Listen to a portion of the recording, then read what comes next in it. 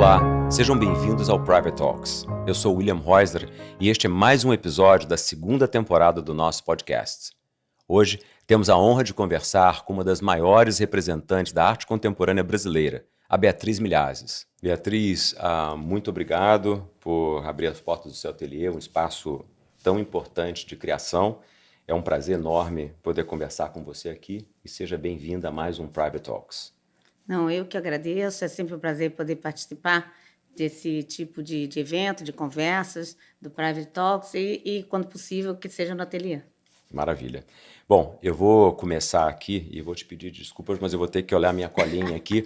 Enfim, a gente tem uma carreira tão brilhante como a sua que seria impossível eu decorar de uma vez só. Então eu vou pedir desculpas e vou olhar minha cola, tá? A Beatriz, ela nasceu no Rio, onde ela vive e trabalha até hoje. Ela é formada em comunicação social e artes visuais e é considerada uma das mais importantes artistas brasileiras e internacionais. Ela participou de diversas bienais, inclusive a Bienal de Veneza no ano passado, que eu tive o privilégio de acompanhar na abertura, e teve inúmeras exposições em instituições renomadas mundialmente, como o Tate em Londres, o Guggenheim em Nova York, o PAM em Miami e o MASP.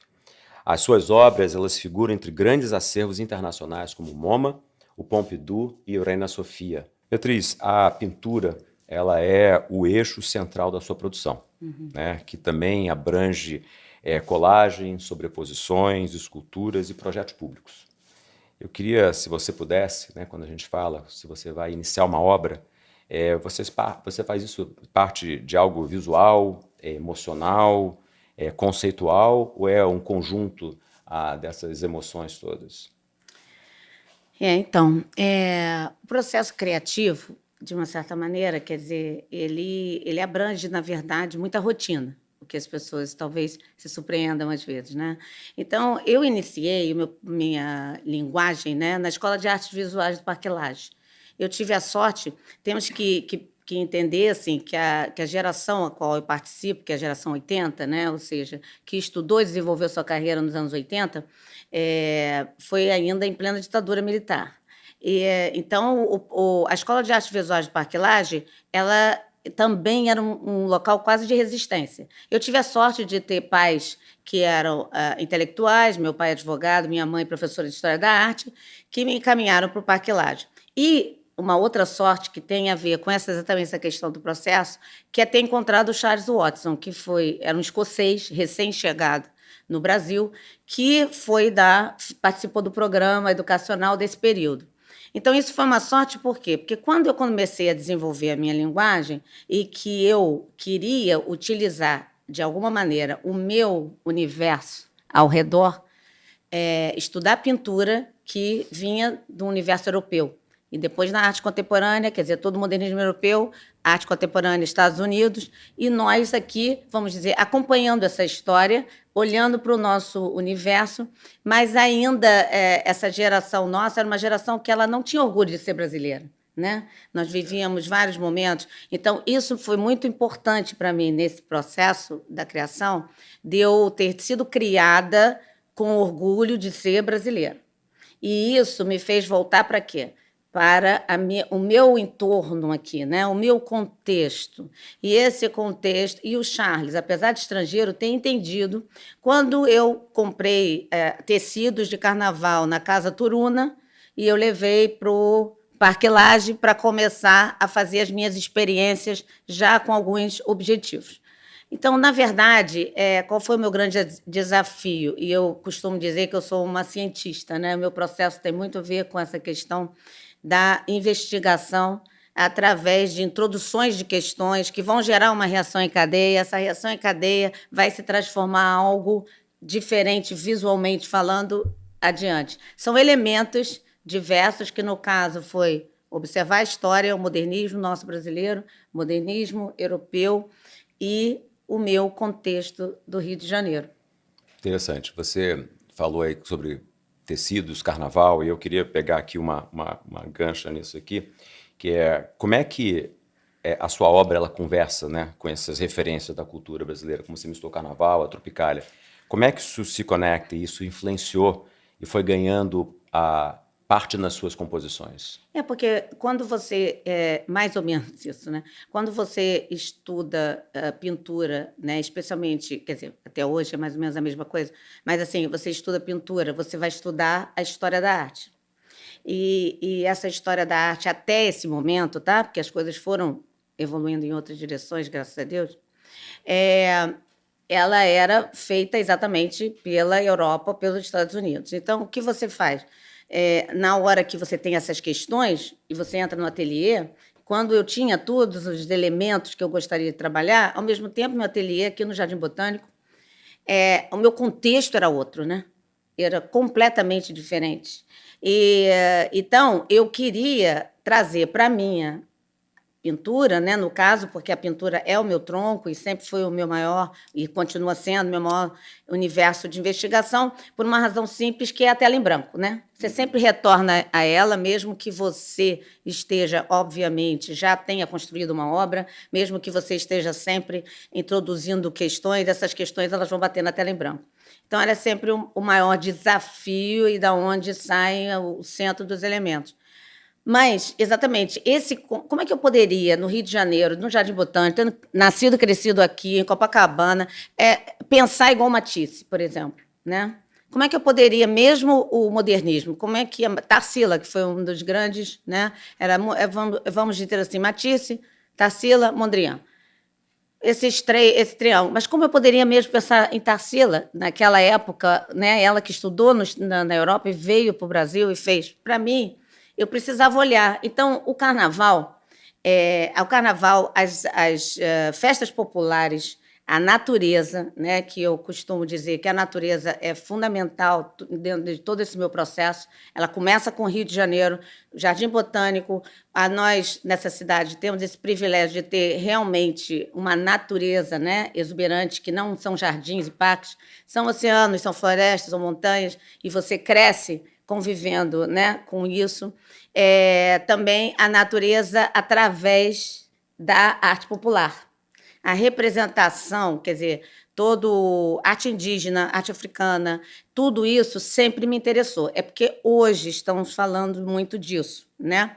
Mas, na verdade, não era o que acontecia nos anos 80. Nos anos 80, isso não era tido como uma arte importante. Não era tido. Então, esses elementos, eu trouxe eles para o universo do pensamento pictórico, que vinha da Europa, na verdade. Então, foi uma união ainda né? Sempre vai ser um desafio. Mas, como eu disse, eu me sinto como uma cientista, né? Você vai trazendo elementos, colecionando eles, investigando e tentando construir sempre como é que você vai construir esse processo, né? Esse crescimento da obra. Muito, muito legal. Você falou do ateliê, né? Onde a gente está aqui envolvido pela natureza, Rio de Janeiro, para onde você olha é amplitude, é mistura de, como você disse, oceano, rio, a cachoeira, mata, e você está num ateliê que você está há décadas aqui. Queria te perguntar como é que significa esse espaço, né, de criação, que você está aqui por tanto tempo e a forma que isso impactou na sua obra. Eu acho que, exatamente como eu estava falando um pouco antes, a questão da natureza, né? Acho que começa com a cidade, lógico. Também começa com a questão de você ter o ambiente que é o seu, né? Que é a sua casa, né? Quando eu iniciei minha carreira internacional nos anos 90, para mim foi muito importante não imigrar e entender que aonde era a minha casa, né? Então, assim, e com certeza a minha casa era aqui no Rio, porque essa ideia de voltar para esse espaço, né, que era um espaço, é um conforto positivo, né? Porque hoje você escuta muitas pessoas falarem daquela sair da área, comecei da área de conforto, né? Sim, da zona de conforto. Da zona de conforto. Às vezes eu rio quando eu ouço isso. Até o Marcos, que trabalha comigo há mais de 30 anos, ele falou, poxa, finalmente eu consegui chegar numa zona de conforto, aí querem que eu saia dela. Então, isso é sempre aquelas expressões que vão ficando meio soltas, né? Por aí, desafios, né? Eu sempre achei isso. A vida é um grande desafio, já ela em si, e eu acho que o desafio, ele deve, sim, fazer parte. Você deve pegar riscos, com certeza, né? Não dá para se acomodar. e não é vantajoso para ninguém, nem para si próprio. Mas não confundir isso com desconforto total, né? Com coisas que, na verdade, elas vão atrapalhar o seu processo, elas não vão te ajudar. Né? Então, assim, elas vão te trazer elementos que você pensa, desafio por desafio? Não, entendeu? Qualquer coisa pode ser desafiante, né? Se for tentar dar cambalhota no meio da Avenida Brasil, provavelmente vai ser um desafio incrível. Então, se você conseguir chegar do lado de lá, ótimo, mas o que você ganhou com isso exatamente, né? Então, eu acho que é sempre bom fazer essas avaliações, né? De como... do que seria. Então, esse conforto, na época, era muito importante, porque Nova York, que foi por onde eu comecei... depois da América Latina, logo esse, quer dizer, no mundo internacional, né, poderoso das artes, foi Nova York. Então, todo aquele universo muito atraente, muito sedutor, né, saindo do Rio de Janeiro, né, que ainda tinha ainda tudo muito incipiente, um pouco mercado, as instituições voltando, né, a tomar fôlego pós-ditadura. Então, assim, aí você, quando era tudo muito atraente, mas eu pensava, que horas que eu vou trabalhar, né? Porque eu já estava começando a receber os convites, eu já tinha minha primeira galeria que me representou durante 10 anos em Nova York, e eu falei, que horas que eu vou parar, né, e me concentrar no meu trabalho do ateliê, porque eu sou uma artista de ateliê. Então, isso me fez decidir de ficar no Rio, né? E eu acho que foi uma das grandes decisões que eu tomei, apesar de ter sido uma coisa, vamos dizer, ouvir a minha intuição, né? Mas essa ideia de poder voltar para casa, de ter esse ambiente. E aí a natureza, ela se conecta não só por essa, né, a real natureza do Rio, mas também sobre a questão de a representação da natureza através da arte popular, da arte indígena, que isso foram questões que sempre permearam e até conecta com a Bienal de Veneza, porque eu estava no pavilhão de artes aplicadas, né, do Victoria and Albert Museum, de Londres. Por quê? Porque exatamente a minha relação com a arte aplicada, que ela pega design, arquitetura e também todo esse universo do artesão, que, em geral, representa a natureza. E, finalmente, a natureza em termos de renovação, porque até foi um filósofo, o Emmanuel Cotti, que é um filósofo italiano contemporâneo, ele escreveu sobre isso, e aí a Yuko Hasegawa, que é uma crítica japonesa que já fizemos vários projetos e já escreveu sobre a minha obra algumas vezes, ela fez essa conexão que eu achei muito interessante, é relativamente recente, que é desse processo de renovação que eu faço na minha obra, que tem a ver com um pouco o processo de renovação da própria natureza, que são esses elementos novos que são introduzidos e que eles vão criar, vão desenvolver outros fatores, outras coisas e construir um novo mundo. Um novo mundo no sentido assim, né, um novo universo para ser trabalhado, né, por você mesmo, né, no meu caso. Não, quem dera que eu pudesse... Não o mundo como um todo, mas o meu mundo. Um shift aqui, até para pensar aqui, a gente tem até setembro desse ano, né, o Guggenheim em Nova York, e ele está com uma exposição dedicada às suas obras, e queria te perguntar como é que essa exposição surgiu. E ela inclui, inclusive, uma das telas que estavam lá na Bienal em Veneza, né, como essas obras parecidas com essas que a gente tem aqui ao redor. Essa aqui estava na Essa Bienal. estava lá, não é? E eu queria te perguntar, como eu disse, eu tive o privilégio de visitar na pré-abertura, foi realmente chocante, de forma positiva, e eu queria te perguntar o que significa para você estar num espaço de exposição, né, por exemplo, como o Guggenheim, que tem obras, coleções de artistas do mundo todo e pinturas mais recentes. Como é que é essa experiência para você de estar lá no museu como o Guggenheim? Para mim foi uma total celebração, né? Um momento de muita alegria, de muito prazer, esse reconhecimento, né? E eu sou a primeira artista brasileira, na verdade, a ter uma individual solo no Guggenheim. E isso foi uma longa trajetória, porque, na verdade, essa exposição ela está dentro de um programa que a atual diretora, a Mariette Westman, que começou o ano passado, ela foi diretora, iniciou sua jornada no ano passado, e ela tem esse Collecting Focus. Então, tem uma historinha interessante, você quer ouvir? Claro, por favor. Eu fico aqui o dia inteiro escutando as conversas que você quiser me contar. E todo mundo na audiência vai querer saber. Não, então, esse Collection Focus, quer dizer, coleção, focos na coleção, é um programa que ela está fazendo a partir de pegar obras da coleção, que é uma coleção assim inacreditável que eles têm, né? De todo que cobre não só modernismo, mas também arte contemporânea. E eles fizeram e começaram a mostrar isso, a fazer, né, a trazer isso para o público, porque tem muitas obras que não foram mostradas. E a minha faz parte desse grupo, porque, na verdade, a exposição tem 15 obras, 5 das telas que estão lá, que são telas grandes, dos anos 90, 3 dos anos 90, 2 de 2000. Elas têm uma... de 2000, exatamente. Essas obras foram realizadas durante as minhas 3 primeiras individuais em Nova York, com a galeria que me representava, que eu trabalhei de 94 até 2003. Então, eu fiz essas 3 individuais. Um colecionador americano, ele comprou essas obras ao longo desse período e, em 2001, ele doou para o Guggenheim.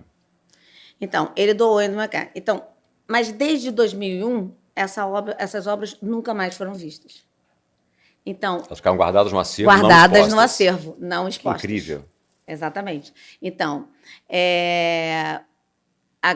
o que eu falei para eles, ainda estamos aqui para poder celebrar que agora, finalmente, 24 anos depois, elas foram mostradas no Guggenheim e originaram essa exposição, porque então foi um momento também assim até emotivo, né, de muita emoção de eu rever meus velhos, porque de certa forma conta a história, o meu início da minha carreira internacional também, né, que foram essas mostras em Nova York, velhos amigos que você encontra não só as obras, mas também pessoas que participaram desse momento, vieram para a abertura, que conheceram e que ficaram na minha vida, mas outras que não ficaram. Então, foi extremamente bonito esse todo. E tem uma particularidade vamos dizer, no conceito da exposição, porque ela reuniu obras dos anos 90, 2000, como eu falei, que confrontaram as obras bem recentes, que eram desde a tela que estava na Bienal de Veneza o ano passado, mais o grupo de colagens, que também estava de colagens sobre papel, que também estava no pavilhão o ano passado, e uma tela também recente de 22, que participou de uma outra mostra. Então, esse conjunto, você vê, é como se eu, nos anos 90, confrontasse eu agora em 23. Então, foi muito curioso também, porque normalmente quando você faz uma amostra, você que viu a amostra do PAN, por exemplo, você retrospectiva, ela passa por etapas, né? Ela vai contando a tua história, né? Como o MASP fez, que foi lindo. Então, você tinha toda a história dos anos de 89 até chegar em 2020. A cadência, a gente foi vendo cadências, e no Guggenheim não está acontecendo. Exatamente, como foi a Tate. Então, assim, mas lá não, você tem 90 olhando para 23. Confrontando olhando praticamente. Confrontando. Né? Então, isso trouxe também para mim, foi muito interessante de ver. E eu acho que até para a audiência, para quem nunca viu o meu trabalho, foi interessante poder dar esse pulo, né? E talvez pesquisar ou se interessar por outras épocas, né? Pela obra. E para quem já conhece, poder ver realmente como você vê essa questão da evolução, né? Ao longo dessas décadas. Como é que o trabalho flui? Você vê muito claramente, tendo no 23, 96. Agora, lembrando um pouco lá de 11 anos atrás, quando a gente estava lá no PAM, em Miami, foi interessante ver isso, de ver essa evolução. Eu sei que é diferente o contraste, mas foi muito, para mim, a ver você, né, do final dos anos 80, início dos anos 90, até ali o início dos anos, né, 2014, né? Foi uma experiência, para mim, como audiência e um grande fã seu, é inesquecível. Então, eu tenho certeza que quem está tendo essa Não, aquela mostra oportunidade, foi linda, realmente. e quem está tendo essa oportunidade de ver essa exposição do Guggenheim, realmente é um privilégio. E eu queria aproveitar uma carona com relação às exposições e te perguntar, óbvio, se você puder dar uma palhinha aqui para a gente. A gente tem aí a exposição que virá agora, né, no segundo semestre na Casa Roberto Marinho, aqui no Rio de Janeiro, e no White Cube em Londres. Você pode contar para a gente um pouquinho, talvez assim, um spoiler do que vai Não, ser, o que sim, serão essas duas exposições? a Casa Roberto Marinho, essa exposição vai ser bem diferente das mostras que eu tenho feito. Eu acho que vai ser muito, vai ser, vamos dizer assim, eu estou muito animada, porque, na verdade, eu comecei a desenvolver trabalhos com arquitetura, vamos dizer, né, que seja ou vinculado de vitrais, murais, pinturas de parede, que ou estavam conectados com mostras minhas, né, ou viraram projetos permanentes. Então, eu acho que o primeiro foi em 2004, ou seja, já tem 21 anos, e foi, na verdade, na Inglaterra, em Manchester, na Selfridge, na loja de departamento Selfridge Sim. de Manchester, não a de Londres. Então, era um projeto para fachada, que eram 7 andares, e o curador me queria que fosse, quer dizer, na verdade, o prédio foi construído para convidar artistas para desenvolver trabalhos para essa fachada, de vidro com uma estrutura de metal. Então, eu fui a segunda artista que fiz um projeto, e foi uma abertura enorme para mim. Eu nunca tinha planejado, eu sou, como eu disse, uma artista, assim, a pintura é realmente o centro, e aí eu falei, como eu posso fazer essa passagem aí, né? É quase uma instalação, né? Você tem que lidar com as questões da arquitetura, né? Do projeto em si, e todo projeto arquitetônico, mesmo que seja de um museu, mesmo que seja um ambiente de arte, né? Ele tem um fim, ele vai lidar com um público, né? Ele vai lidar com uma audiência, que você tem que pensar nela, né? Você não pode, nesse caso, na pintura, no trabalho ateliê, eu não posso pensar, né? No processo criativo, você tem que esquecer esse mundo externo, por mais que ele vai, né? Você está trazendo ele dentro de você, mas você não pode pensar nele na hora de fazer, porque isso provavelmente vai atrapalhar seu processo. Mas, quando eu faço um projeto como um permanente, que eu tenho, que está em Nova York, inclusive, e outro que está lá no Japão, no projeto das ilhas de Naoshima, são projetos que o de Nova York está no Hospital Presbiteriano, né? Você pode visitar, quer dizer, pode visitar, entre aspas, porque normalmente eles não gostam que você entre, se você não está sendo, não vai ser atendido, mas tem uma pintura de parede de 130 metros quadrados no lobby do museu, do hospital. E tem um painel de cerâmica, né, na entrada dos carros para o estacionamento, ambulância, que tem 43 metros e por 4,5 de altura de cerâmica. Então, só para dar um exemplo, esses são permanentes, e no JIMA no Japão é um outro projeto, mas que também é permanente. Isso você está fazendo parte da vida das pessoas. Foi algo que surgiu em 2004 e foi se ampliando, porque eu realmente, não só foi muito bem sucedido, o retorno desse projeto foi muito intenso, como também eu me interessei muito por como eu falei, voltando à questão do desafio, aquele foi um desafio bastante produtivo, né? E, inclusive, com esses projetos de arquitetura, eu comecei a aprender o que seria. O que me traz de volta para o ateliê? Sabe? Propostas eu tenho muitas, mas assim, quais as propostas que realmente vão trazer algo de retorno para o meu processo, né, criativo do ateliê? Então, esse é um bom exemplo, porque ele realmente trouxe não só esse outro universo que se abriu, e também questões para o desenho, para a construção, né, das minhas pinturas também. Começou a haver um diálogo, né, que já existe entre os meios que eu trabalho, já existe. Então, a mostra da Roberto Marinho, ela vai ser sobre esses projetos, o centro vai ser sobre esses projetos. O Lauro Cavalcante, que é o diretor da casa, ele né, já escreveu vários livros sobre arquitetura modernista, principalmente. Ele é um arquiteto também, e ele fez mostras do Burle Marx, do Niemeyer, da Lina Bobardi, vamos dizer, a área dele de ação. Então, quando ele me propôs isso, ele falou, poxa, incrível, porque muita gente não sabe, né? Não conhece, não viu. E, na verdade, eu já tenho 22 projetos. E os projetos, só 2 foram feitos no Brasil. E, na verdade, então vai ter maquete, meus desenhos de projetos, vão ter... Isso tudo na Casa tudo Roberto na Marinho. casa. Está sendo tudo produzido pela casa. Vão ter algumas reproduções em escala do que foi realmente o desenho. Então, há uma mostra que está sendo assim meticulosamente desenvolvida, e também vai ter uma sala com pintura, né, que vai ser, na verdade, vamos colocar 2 obras de Veneza, mais a mesa de tecidos que tinha lá em Veneza, quer dizer, a gente vai reproduzir uma meio Veneza ali, com uma tapeçaria e com um vídeo mostrando o pavilhão. Também, e uma outra sala com as gravuras, que eu faço serigrafias, que eu faço isso, sim, nos Estados Unidos.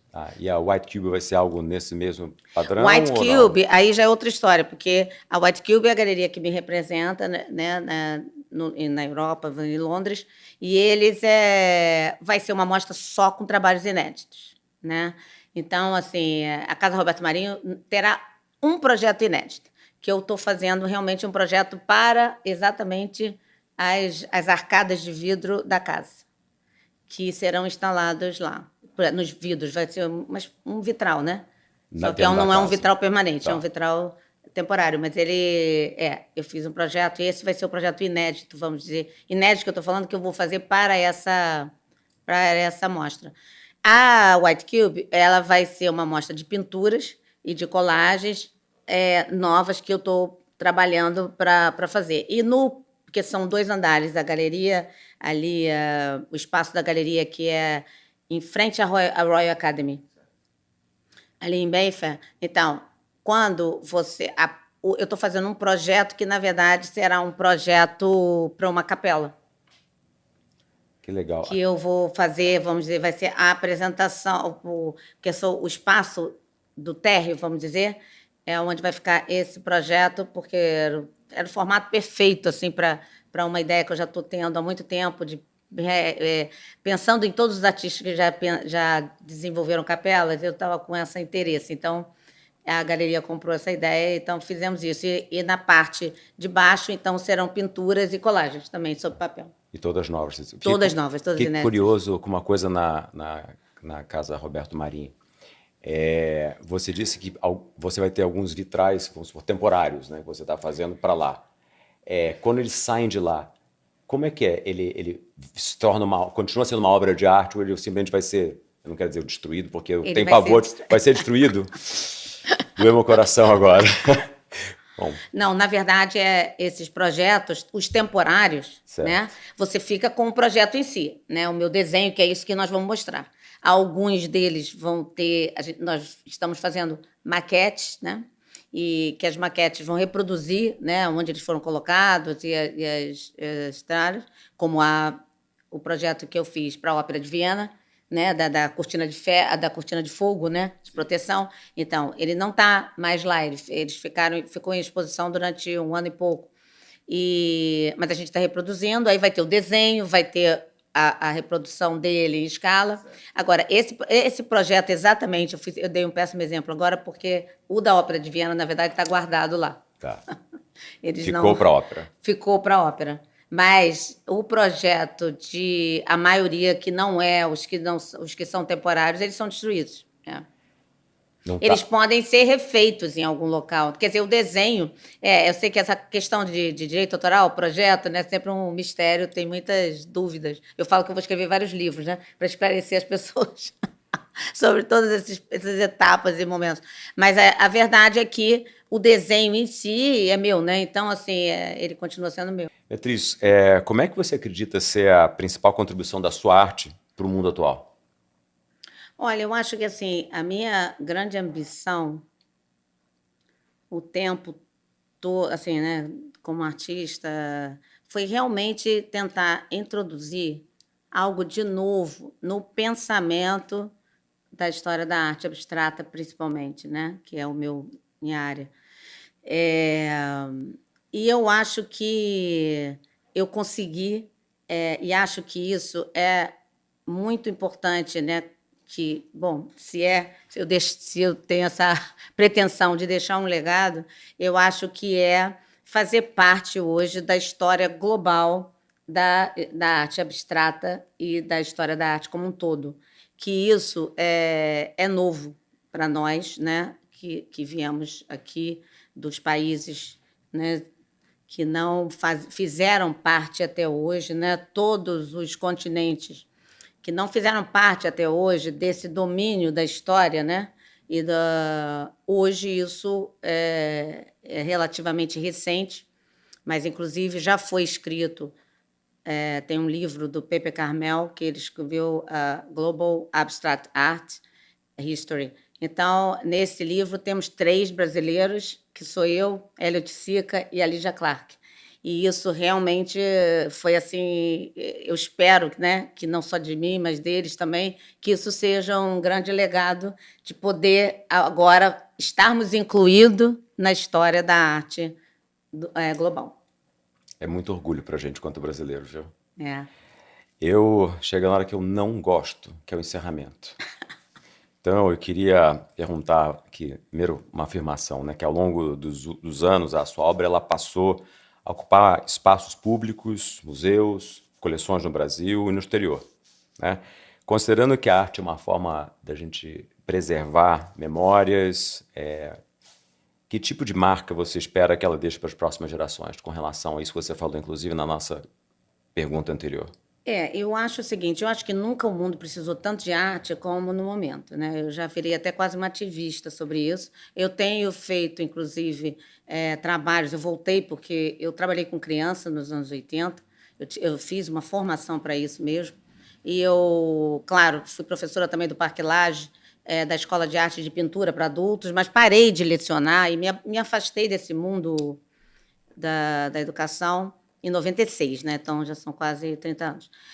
Mas eu retornei, tem uns 10 anos mais ou menos, que eu comecei a atuar junto ao educativo das minhas exposições, quando tem, do educativo dos museus, e comecei a ampliar para outros níveis, não só aqui, como no exterior, porque, na verdade, esse é um fenômeno global, isso não é um fenômeno só nosso, né? Que nós sempre, claro, temos muitos problemas ainda na educação, cultura, arte, e a gente sabe disso e que isso tem que ser realmente um foco, né? Não só do governo, mas como o próprio Itaú investe bastante nessa área e que eu acho muito importante, né, que empresas privadas façam isso.